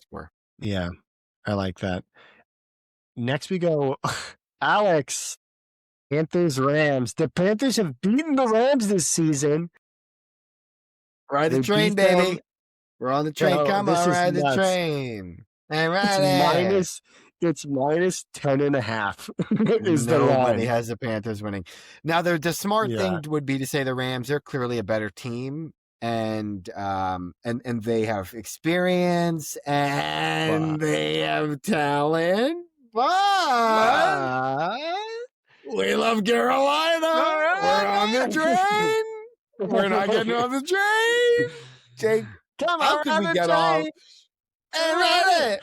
Come on. Now, I will say I'm a little worried looking at the injuries. I am a little worried looking at the injuries because it looks like one of their best and the game tape, players, and the contracts, and the GM, and the location.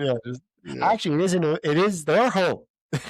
Minus 10.5 at home is kind of nuts. So crazy. Jake, we were joking about this earlier. Is the divisional the divisional champs, and the way that works and the way that they have home field advantage, it feels like the electoral college of the NFL, where it doesn't quite make sense. The popular vote, isn't on that side, but somehow through a technicality, the 8 and 9 Panthers are hosting the Rams. Yeah, it is pretty nuts to have that. It looks, and it's crazy seeing these numbers Charlotte. because Puka finished the season with 1,700 yards, 129 catches, and 10 touchdowns, and he missed a game, like with I think it was a concussion or something like that. That's pretty nuts. That's a wild year there. 46 touchdowns to 8 interceptions for Stafford is also quietly amazing. It's quietly amazing. Almost threw 50 touchdowns. Yeah, he was and close 5,000 yards. He was close to 5,000 yards. Is nuts. Which he has already done twice in his career. This was vintage Stafford. Honestly, if Davante Adams doesn't get hurt, I think he might hit both of those. He could probably hit both of those if Davante Adams doesn't get hurt. What do you think? Yeah. What do you think? I win the championship. I think some people could have predicted that. I think some people could have predicted. Oh my God, Alex. Are we going to be serious or going to be fun for this pick? Jake, are we going to be serious or going to have fun? That's the only decision here. We're going to be serious or we're going to have fun with this one? Serious or fun? Do you both just want to say at the same time and reveal our picks here? Ready? Ready? 1, 2, 3. Panthers. Oh no! I went fun. I thought you waited. I don't know. I said Panthers. I thought you were going to go fun. Let's go Rams. No, well, now I want to go Panthers, Al. We've been on the train. We can't get off now, right? Alex. It'd be such a crazy upset, Jake. It'd be so silly. It'd be so nuts. We got to go Rams. I know. I want to take this pick'em seriously because the Rams could go even farther than that. I want. That's what I'm worried about. That is what I'm worried about because I know for sure they could go far. They could. Yeah, because the Panthers die in the next round no matter. Whoops. Jacob. I mean, it does kill me. We've been on this train. This whole time. I said it to start. If we said it at the same time, I think I would have gone into hell with them. But your gut's telling you the Rams, and my head's I feel so telling bad. I think I let us down now. I feel like no. Does it feel like you're not picking number 13 for Twin Mustangs? Is that what it feels like? This is what it feels like. You're picking our birthday. It seems like you're picking our past history. Jake, this is just the fun one. It's just the fun one. I think the Rams are we take it seriously and we say this is serious because. All right. Do we want to finish out the NFC or do we go to the AFC? Do you think before we go to the next round? Let's finish out the AFC. Honestly, I think the Rams beat the Seahawks. Wow. I think they do. Now let's see the preview. I don't believe in Darnold. They don't have it, or is it? Oh, they don't have it because it's not a real game. But I think the Rams could actually win this game. I like the coaching better. I like the pedigree better, and I like Stafford. And don't trust Darnold in playoff games. I think he does the same thing he did last year, and he craps his big boy pants after a 14-win season again. So I'm all on board. I also think coaching. I think I like McDonald a lot, but I think I like McVay better. I just like McVay better. I think they've been building to this for a little bit longer, and I think the Seahawks, they just kind of, it feels like came out of nowhere, and they're very happy to be the 1 seed, but I just don't know if. Who knows? Maybe there's an injury or something, but I think they'll handle the Panthers, unfortunately. And it'll be pretty clean kill, so to speak. I like that a lot. That's a really good podcasting. Yeah. Clean kill. I like that. Yeah, and so I do like the Rams. I think I'm going to go on board with you with the Rams. Now we go Birds, Bears rematch in Chicago, and guess what? Jalen Carter's playing. It's not a Black Friday. This is a Black Friday game I went to. I saw this game live, and we got run on because we didn't have Jalen Carter, and there was another injury, Lane Johnson. I don't know if he played in that game. We dominate. I think we win. I think the Eagles win. I think we do too. I am right there with you. And you know what would be incredible? It goes back to the link because they now have the seed over the Rams. That would be, and this is another like one of the tush push enemies is the Rams. And also, do you remember that Jared Verse rookie season playoff game last year? Yeah. I mean, and then this would be also an we epic beat matchup. them in the snow. Yeah, we beat them in the snow last year. This is a rematch of last year. This conference championship, and I think it plays out the same. I think the script's been written. Yeah. I think the birds. And I think it was divisional round last year, right? Or was it the wild? It was divisional. Yes, because the Eagles got the bye. It was the divisional, and then the conference was the Commanders. Oh, that's right. You're right. Yep. I switched those in my head. Yeah, you're right. But that game. Birds. Now, I'm obviously biased and a homer, but I just think the offense will look better than they have all year. Jalen Hurts turns it on the playoffs. He's smart with the ball. I think they'll. Now, do you remember that the Rams were the closest team to beating the Eagles all of last year on the Super Bowl run? They were like the team. Week 3 and this year it was a blocked field goal. This is the only reason they won. So I don't think it'll be. I don't think. Yeah, I think this will be a great game. I think it'll be a close game. I don't think they blow them out. The Eagles don't blow them out, but I think they sneak by again. And the Rams are like, God, we hate the Eagles. They're like our Achilles heel. It's like a mental thing. It's also Fangio again against McVay. I think that is really the biggest thing for me is like, I think he just knows how to adapt. And then on the other side, I like their defense a lot. Verse is very good. I like Byron Young is very good. Frisk, I believe his name is, D tackle, 3 tech, very good.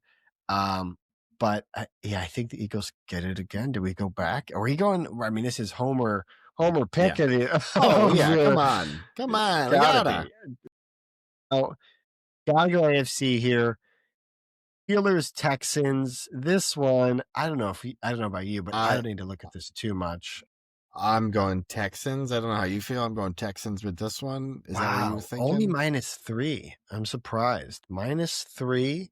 I believe in God, but I also know that there is, because of Tomlin, but I also know that there are clearly a better team on one side of the field here. And I just I can't see like the Pittsburgh Steelers trying to methodically move down the field with their tight end sets against this defense. Like I don't see it. Like Darnell Washington, Freiermuth, and Jonnu Smith are 3 tight ends. Darnell's out. He's out. Oh my God! Even more so. A lot of injuries. And Broderick Jones. Also, a real callback to some real listeners. I remember I mentioned the Texans have another good corner besides Stingley, and I couldn't think of the name. It was Lassiter, Kamari Lassiter here. He's going to be questionable for the game. Very good young corner. I think he's in year 2. Oh, Jake, there was something really I wanted to bring up. Let me look up the Steelers. As you're watching the game, you know how they do the Pro Football Focus, the rankings. The rankings, that's right. And depth chart. And their best one, it wasn't Joey Porter. And it was I'm going to pull it up here. What was his name? Because they have Asante Samuel Jr. Oh, and they moved. That's right. They moved Jalen Ramsey. Safety. That's right. And so then the corner here that they have, was it Eagles? James Pierre is his name. Never heard of him before. He was ranked like 3rd in the NFL in Pro Football Focus. He's also 6'2", 185. So him, and then they also have 6'2", Joey Porter Jr., he's 190. So they have 2 like 6'2" corners. They got Jalen Ramsey in the back. They got Duggar and Chuck Clark. They have Jabril Peppers. Jake, this is a who's who of our Madden created players that you'd want to put on the team. Yeah, especially from like 3 years ago. Like 3 years ago, this is like they're a little bit washed. Especially you've got Highsmith, and then you've got Watt, but then they also have Jack Sawyer. Are you familiar with his game? He I'm was not the familiar with his name. Ohio State edge rusher. Wow. Yeah. Yeah, I Yeah. remember in the And big game. Yeah. Let me yeah, Tom just see. Sawyer's kid. Yeah, Jack that's right. Jack That's right. That's right. They also have another good Herbig is very good edge rusher. Ex-Eagle. Ex-Eagle. Who's that? Who is? Herbig. Herbig Oh, is. is he? That's right. Or is it a He was brother? like, Is it a brother? oh, I thought I let think me it was let me I think it was Herbig there's was a another Herbig? tackle or guard that we had. There's an edge rusher that's been on Pittsburgh. He's pretty solid as well. Anyway, we're getting a little bit in the weeds. It's funny because this does feel like the Steelers, like it blows my mind. They're the 4 seed and the Texans are the 5. Like they squeak Yeah. in and then they have the home. I guess that's why the line is closer because I guess it's in Pittsburgh, correct? Yeah, but Yes. I just think their defense is going to give like the Steelers fans nothing to sorry, the Houston's defense will give the Steelers fans nothing to cheer about. And as Mm. long as like Nico Collins and that line can kind of hold up and Stroud can at least throw for some some big digs against these long corners that probably want to press and play zone. I think if he can get through those zones, I think they can get a couple field goals, maybe a cheapy touchdown, and win this game like with 17 points. You know what I mean? Or like Yeah. 20 points, something like that. It's going to be this. I mean, it looks like on paper, just a defensive, this is going to be such ugly football. And then it's going to Yep. be like some gadget play to like Yep. win the game is what it feels like. And I feel like, unfortunately, I mean, both teams are built that way. I love D'Amico Ryans. I'd love to see him win. I think I'm gonna put the Texans, but this smells fishy. Especially Yeah. you put out that whole We're going against God. 6-2 corners, and Yeah. I feel like they're just gonna press them and make it really messy. And you've got Ramsey running around. It's I Yeah, mean, they've got faith on Alex, their side. Yeah, Jake. long time listener, when we did the preseason stuff, do you remember we looked at the Steelers defense, the defensive backs? In this whole And division, the Ravens as well. We were very the excited about this. Ravens, Yeah, yep. yeah, I remember. We were And Pierre really didn't come up. James Pierre didn't come up, but he's also 6'2". So Yep. pretty interesting. Now, are we Yeah, staying on the Texans here? Or are we going Steelers? I think. yeah, I will have to go against the Lord here and Yeah. and go with the Texans here. Go Texans. Now we go into Jacksonville, Buffalo, and now this is a fun little like new kid on the block with Jacksonville. You've got he's been around forever in Trevor Lawrence, but he's never really had like some great teams. He had a couple frisky playoff runs, if memory serves. But the new head coach, Duval, Liam Cohen, is coming in. It's crazy that PJ Washington leads the team in receiving. It feels like Brian Thomas was one of the biggest disappointments fantasy-wise this year. Jake, yeah, don't bring him up. Don't say his name. I'm sorry. I apologize. And then Buffalo they're just a running team. Like James Cook led the league in rushing with 1,600 yards. And I think Josh Allen pitched in for some good rushing numbers too.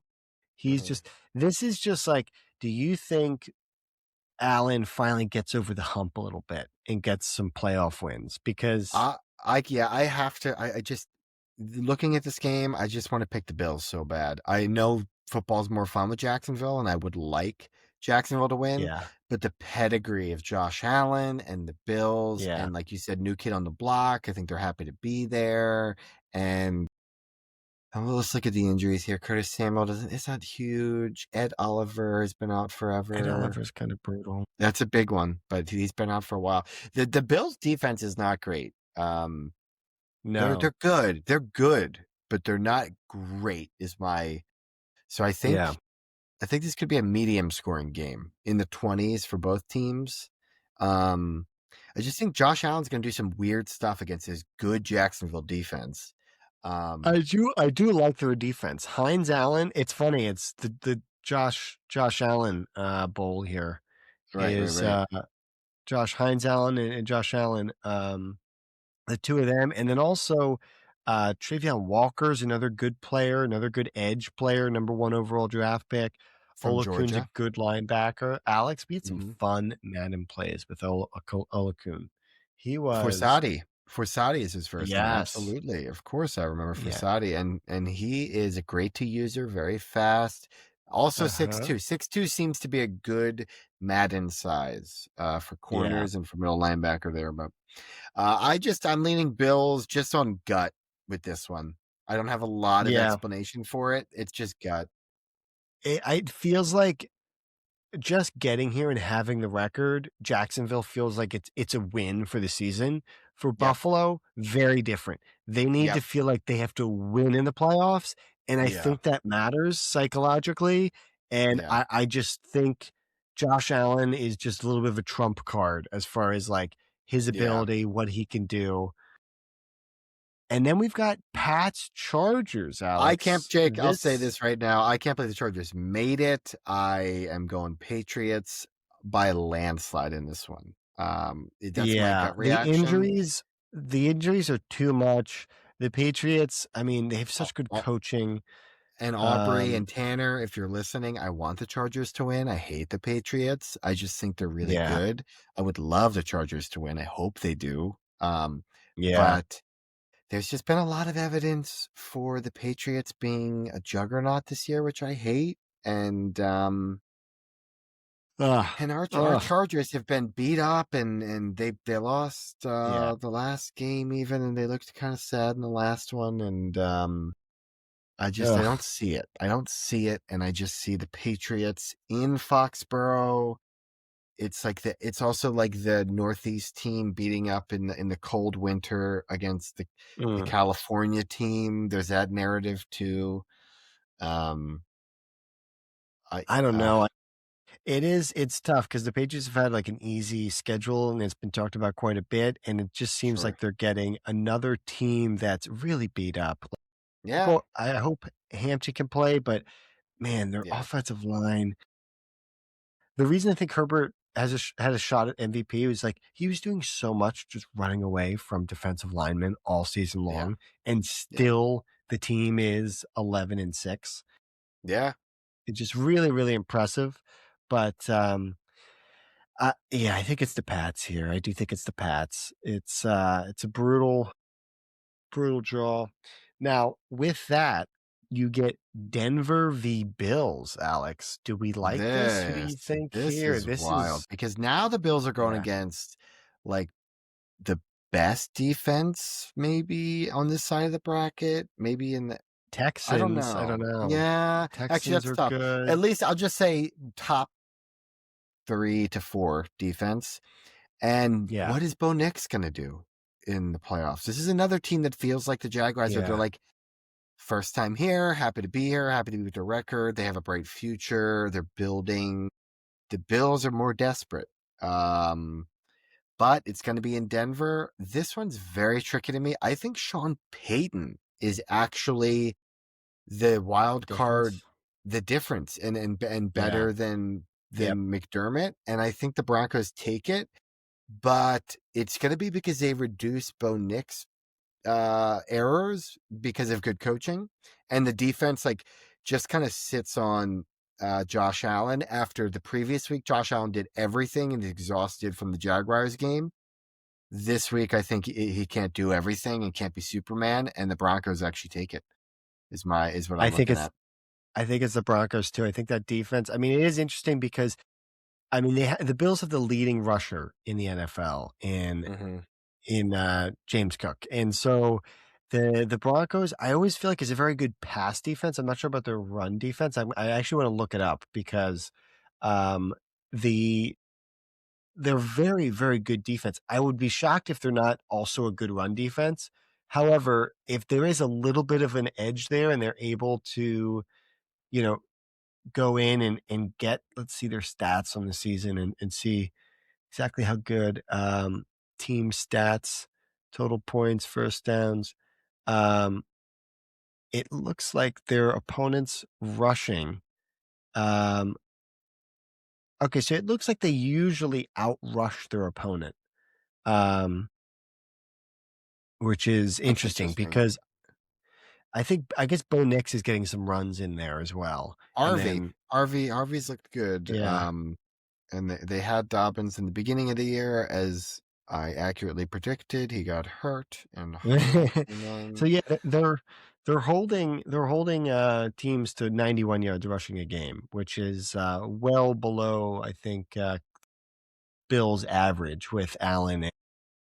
Also, So the that'll Bills, be just their interesting. wide receivers. The wide receivers aren't good enough, and they have Surtain, Yeah. who won a Defensive Player of the Year as a corner. I Yeah. just, I I just think think that's the too Broncos have much. more talent, it seems like. And the Bills are very top heavy. And I think they have the coaching to overcome the top heaviness. I think are we both on Broncos here? We're on Broncos, and that leaves us with the Patriots Texans game here. And Ugh, Vrabel, this or is not Vrabel, excuse me, the Patriots playing against D'Amico. That's pretty interesting, because this is the first defense that Drake May has seen, right? Like, it's in best defense he's seen. Foxborough. Yeah. Yeah. Yeah, that's very true. I mean, I think there's been a lot of momentum for them if they win and get to this point. And then I think Josh McDaniel has really got some good coaching, but I really like D'Amico Ryans. I'd be definitely rooting for the Texans. I think their defense versus that offense would be very interesting Mm-hmm. because they really have a pass rush to actually get there.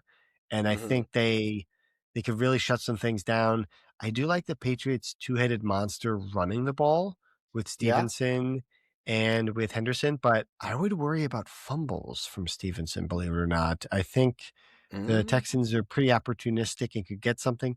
On the other side, think Stroud, Nico Collins, Woody Marks, that side versus like a well-coached Patriots defense At home. Mm-hmm. at home is Mm-hmm. another. This one feels like, man, it feels like another defensive game where Yeah. the Patriots do have a better offense than I think the Texans have an offense, but I think the Texans have a better defense than the Patriots have. I kind of give this to the Patriots, though, I think.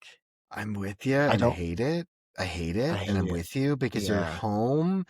And because I Yeah. think the defense holds like for 85% of the game, and then there's like 15% of the plays is like a busted coverage. What happened? Yeah. Opposite side. It's not Stingley, it's the opposite side. And it's like some schemed up play that Josh McDaniels had in 2004 with Tom Brady that, Yeah. Drake It's like some May bombs throwback. it. It's a throwback that Edelman would throw, and it's like, Right. it's And the going to be, Patriots fans love yeah. it, and it's in Foxborough, and we vomit as the rest of the country watches it, but the Yeah. Patriots win. Yeah. Stephon Diggs is going to throw a touchdown to Henderson. Oh, well, I Book hate it. it. They Jake cut to Cardi B. They cut to Cardi B in the box. Yes. Yeah. You know. Cardi B. And then they then show an Edelman highlight to like Danny Woodhead or Mm. something ridiculous. And then they show Edelman in the box, and Edelman's in the Yeah, box as with well. Gronk and it's gonna Tom be Brady's disgusting. calling the game, maybe. I don't know. Oh gosh. And then it leads us to Denver versus New England. This is another one. Now it's in Denver. Denver. So you're Yeah. in Denver. Again, defensive squad. I think I kind of like the Sean Payton. This would be another coaching, just Yeah. like really fun. Vrabel versus Sean Payton, Mm-hmm. offensive versus defensive minds, really both great at just tactics and like Mm-hmm. the game managing. Um, and so I'd be very interested, like them getting something going with like Sutton and Bo Nix, Harvey. Mm-hmm. I could see it. I could see it happening, but man, that Patriots, Here's just what I hate. Yeah. But here's what I hate the Patriots. I think you're going to say the stigma they have, their winning culture, I think, is what yeah, just you yeah. hate. You feel like Boston wins too much. And I'm 100% with you as a Philly fan. Here's what I hate is they had a pretty easy schedule, and then Drake May, after building all this confidence throughout the year, gets his hardest defenses the last 2 games after he's had a whole year to get better. Do you know what I mean? Like a whole year to build Perfect. Yeah. confidence. It is perfect for them. And so this is the most ready he's going to be, and it's at the best time to play the best Broncos defense and the best Texans defense are 2 tough defenses that I think, unfortunately, like similar to the last one, where I think they play them really well, but maybe a couple mishaps, a Drake May bomb, or Drake May runs it in this one on the road. They can't hear. It's in Denver. Denver's kind of happy to be there, and I guess I just trust Vrabel, which is weird. Now that we're doing this exercise, I just feel like the Patriots make it there. So you got Patriots Super Bowl here over Denver? I got Patriots versus the Eagles, it looks like, in the Super Bowl, the rematch. And wow. Tom Brady calls I it. think the NFL, I think people would hate this. Like a casual fan would absolutely hate this outcome. This would be if this happened. This would be New England, like a Boston, Philly. So I think the league would be happy because 2 of their bigger markets made it instead of Denver. Yeah. And so Denver maybe doesn't get as many calls. Do you know what I mean? That's true. In that conference game. And you're right. The rest of the country does hate this. Bumps daisy. And this, Jake, the lead up, the Super Bowl lead up, we're gonna see so many of the past Super Bowls, from Donovan losing and throwing up in the Super Bowl against the Patriots, and then when we beat the Patriots and Nick Foles won, and then this is going to be like the third. It's going to be the trilogy. The NFL's going to love it. They're going to love building up to this game and selling this game. Did you put 666? Is that what you put? What? 650. I hit 6 twice. Wait, 250. Jake, total points. Do you mean 65? No. Total points. How many total points will be scored? Oh, in the playoffs. In the playoffs. The whole 13 games. I'm sorry, I thought it was just that last game. Wow, I was thinking 50 points per game. 13 games. 650 is how I got to that. What do you think? 50? I mean, 25 to 25 on average for all the games. Yeah, I think the Rams are going to win by 40 against the Panthers, and so that'll help. And then with the lower scoring games, it'll be like it'll help average that out. So 650 seems like a good one. I'll be honest, pretty random to me, but I think I like it. I like this, and would love obviously an Eagles back to back. Birds Pats would be very interesting. As far as like the X's and O's, I know I kind of just joked about it and you talked about the narrative pretty well, but as far as the X's and O's for that matchup, it would be, I do like our defense against their offense. I think we'd be very well suited. Like they have Diggs. Okay. That's fine. They have I think Hunter Henry, they go to a good amount, but love our linebackers against that matchup. Henderson, good explosive player. I love Dean and some of the other linebackers against him as well. Bond and Campbell in like pass coverage for screens. And I think the D line has been really good with screens as well. So I think they would be pretty good. I think our edges have been good against rushing quarterbacks too. So I think they could contain Drake May pretty well. I would like our odds on that side of the ball. On the other side, their defense, our offense, I do think I don't know. Hurts is saved. He's had incredible Super Bowls. And if he has another one, I do think we have the talent to beat them.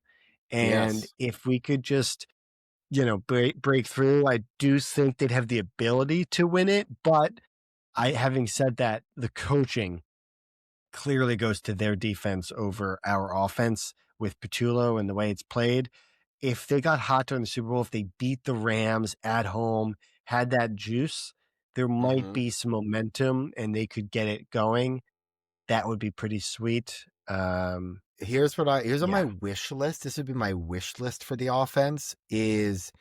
It's one of these beautiful poetry games where it all starts to click, and we saw it through the divisional round, and we saw it, in the 49ers game and the Bears game and then the Rams game. So leading up to it, we see all of it. It all clicks together. Wish list. Tank Bigsby has a good game. Saquon has a big receiving game, some receiving plays we haven't seen from Saquon. We see Dallas Goedert get a touchdown. Obviously, that's just a red zone threat. It's going to be a shovel pass specifically. It'll be one of those little cheeky ones that we do underneath in the red zone. I think A.J. Brown has at least one go up and get it against two smaller defenders, and Jalen just trusts him and he big boys him, and it's a real dominance play. And then I think Devontae Smith has maybe 3 or 4 deep dig routes that he gets in his zone and falls to the ground in the middle of the field, and it's like 30 yards a clip or 24 yards. And the third one they go, and there's that play again that they really love with Devontae. Alex, I mean, really, really great fan fiction here. This is my fan fiction. And then on defense, publish it. And then on defense, it would be Vic Fangio looking at the Patriots Texans tape where they barely snuck by and won. Then the Broncos. So they see the two best defenses that Drake May has played and what they did good against him, steal all of those plays, use them, and then add some extra stuff and kind of flummox him. And he looks as bad as possible. Big lights are way too bright. And he realizes that Vic Fangio is a better defensive coach than Josh McDaniels is an offensive coordinator. And so I think it'd be a crazy game. I think it's just the best outcome for the Eagles, basically, is all that stuff coming together. Yeah. That would be incredible. I think it'd be also, not even to mention, I think Jalen Carter has a bit, really impactful, and I think really impacts the game. I think he's really had like a solid year. I think he made the Pro Bowl, but he missed a lot of games with Spitgate. He was hurt for a little bit he had shoulder surgery or something. Both of his shoulders. He looked horrible.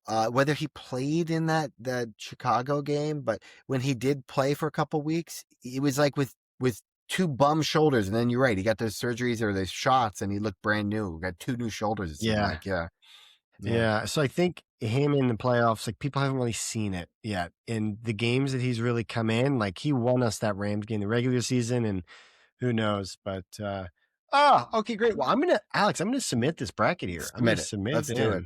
Can I add Jordan Davis? Jordan Davis has a big play too, with this whole thing. Oh, I love that.